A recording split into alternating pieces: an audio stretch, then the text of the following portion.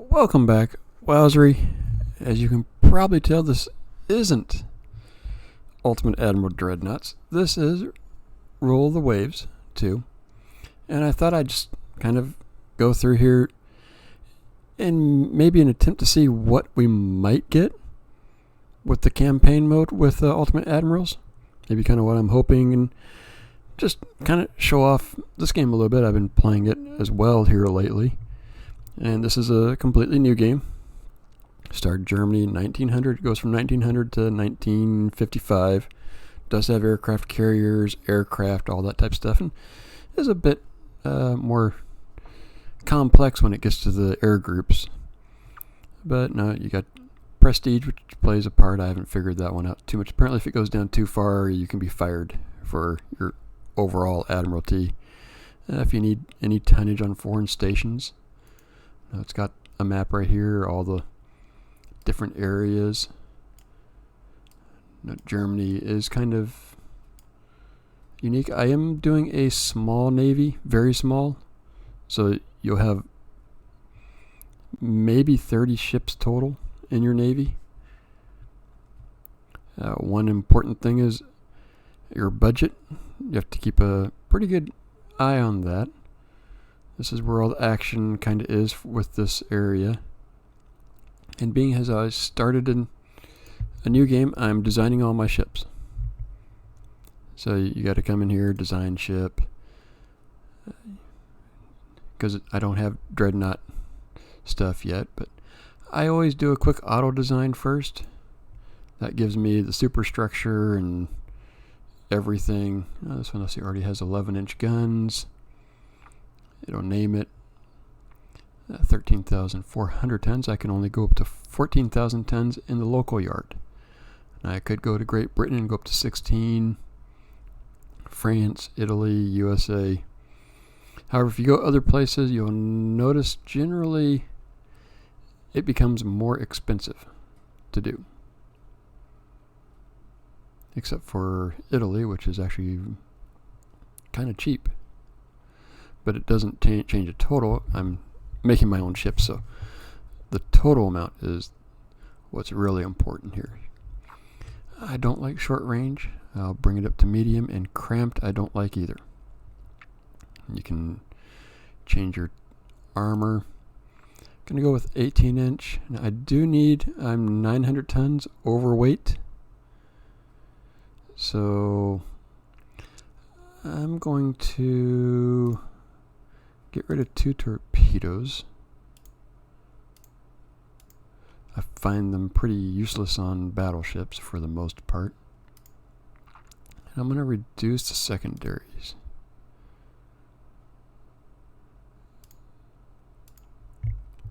That gets me close. Let's reduce the armor here. And that gets me over 45,000 tons. That is, you're trying to get up to 19, 20 knots in this area is very difficult. I guess I do like having a little bit of tonnage for later on when I upgrade my rangefinders. You do need a little bit of tonnage there. You can check the design. It'll go all okay.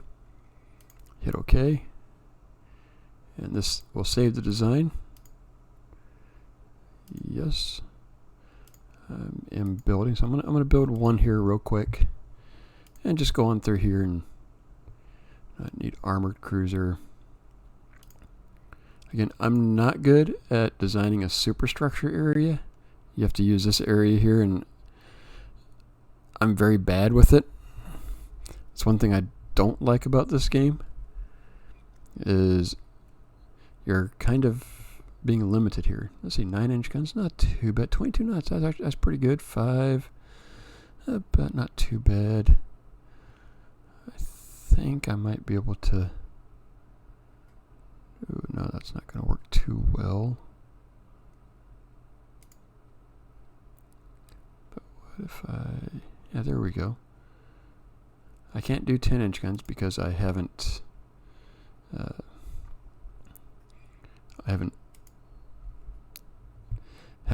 found those yet. But I actually don't mind this one too bad. No good secondaries. I do find it highly ironic. The armored cruisers, a lot of times, are equal to or more expensive than the pre-dreadnoughts. But especially in small battles, they are much better than when you do very small navies. So I'm going to add one of those. The heavy armored cruisers and the light cruisers generally are the big workhorses in battles, and if you're doing a really small navy. Let's see, I do want 6-inch guns on this. Let's see, get rid of a couple of those. I don't need too many. And let's see, where is it? There it is. I'm getting rid of those two because I'm going to add just one forward, one aft. Instead of 2 there, bring it down to 1. It kind of does a similar overall feel. And I can add tonnage here, so I'm going to add a little bit of tonnage and add a 1/2 inch of armor there. Nah, I'm not going to do that. Got 6-inch guns, 21 nuts. I'll go with that. Build one here. I'm building one of each right away. So I've got one, then I'll add them later because I do got to worry about the funds. And the destroyers really are at this point in, hit the wrong button.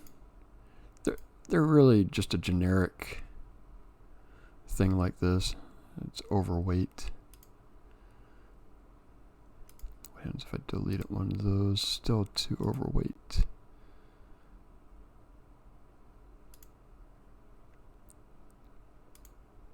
Okay, so can I do that? Nope, too many. 11 tons. Generally, you're going to find 26, 27, 2 or 3, about 2 torpedo tubes, 2 main guns. It'd be 3-inch or 2-inch at this time. I like having 2 3-inch and a couple of about 4 2-inch guns, because in destroyer battles early on, especially in the first 10 years, you're not going to hit much with those torpedoes, especially against other destroyers. You're going to need your guns. So that's why I'm going with that one. And now comes I got 160,000 to make us a little bit of a fleet here. So I'm going to see if I can add one more battleship, another heavy cruiser.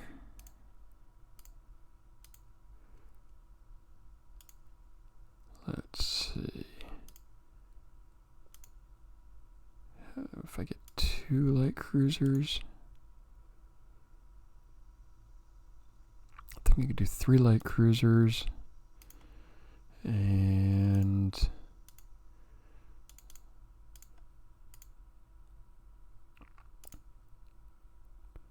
only 6 destroyers. Well,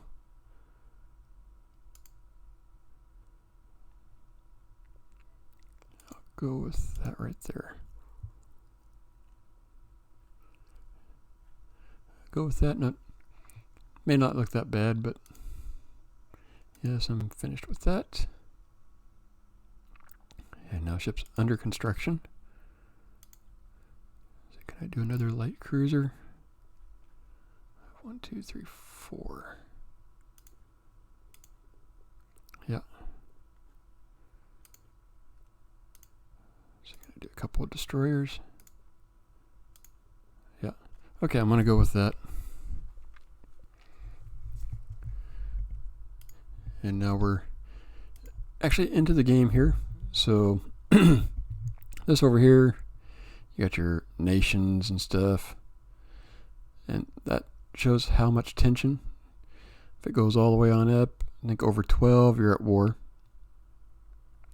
So it'd be kind of interesting to see if Ultimate Admiral Dreadnoughts does something like this. I do hope this game doesn't have these nations going to war with each other. Hope Ultimate Admirals does do that, because right now it's you against them, and everything is you and them. I put my information below right here. That's for technology. If they have something that you don't, you might actually be able to steal it. And this is the overall view. Britain always has a lot of battleships. France actually has quite a few. Italy, Russia has 3, 2. But France doesn't have any heavy cruisers. And I'm really low on destroyers, so. One thing everybody does, everything goes into reserve. It boosts your monthly balance, which is what you definitely want. Ships under construction. I only have 2 destroyers. I do need some more destroyers, so. And that shows you how much it'll be per month. Go with an additional 4 destroyers right there. You can do submarines later on. Coastal fortifications are really easy.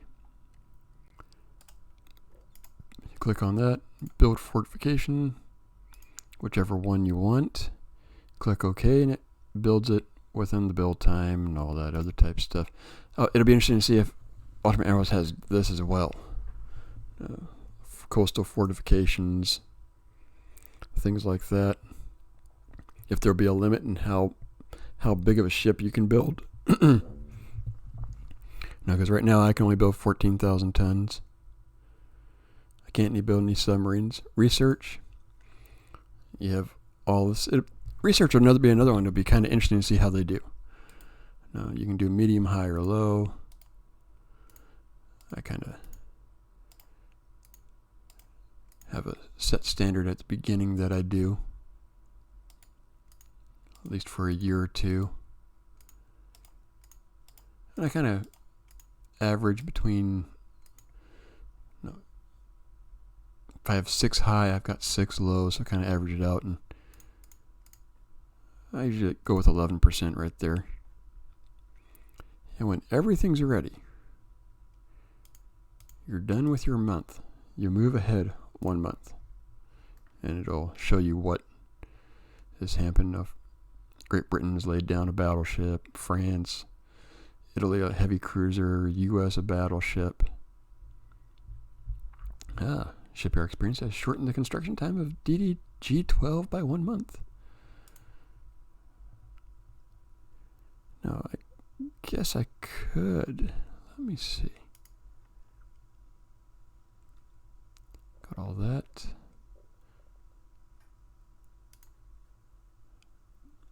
Lately, with the early battles and stuff, I have less fleet battles with actual battleships than I have cruiser or destroyer battles. And it seems like, at least my experience so far with very small fleets, the heavy cruisers and light cruisers are your more workhorses in battles. So I think I'm going to go one more of this design. I actually didn't mind it, so we'll build that one. 220 per. Let's increase my dockyards. Some people don't do that one, though. They'll go to other nations, let other nations do it. But I find it tends to be more expensive.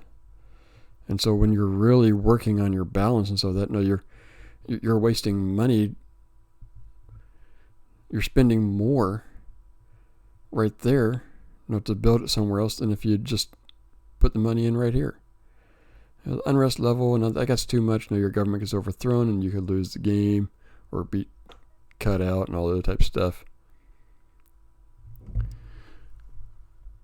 Everything else is pretty explanatory. Doctrines. I do like to bring up, do that. It actually has kind of helped me out. I do need to figure out more about this area and change this a bit more.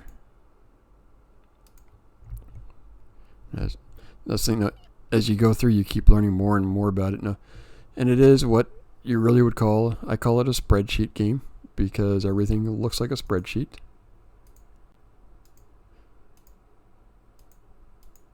It's very basic, which is why I'm really excited enough.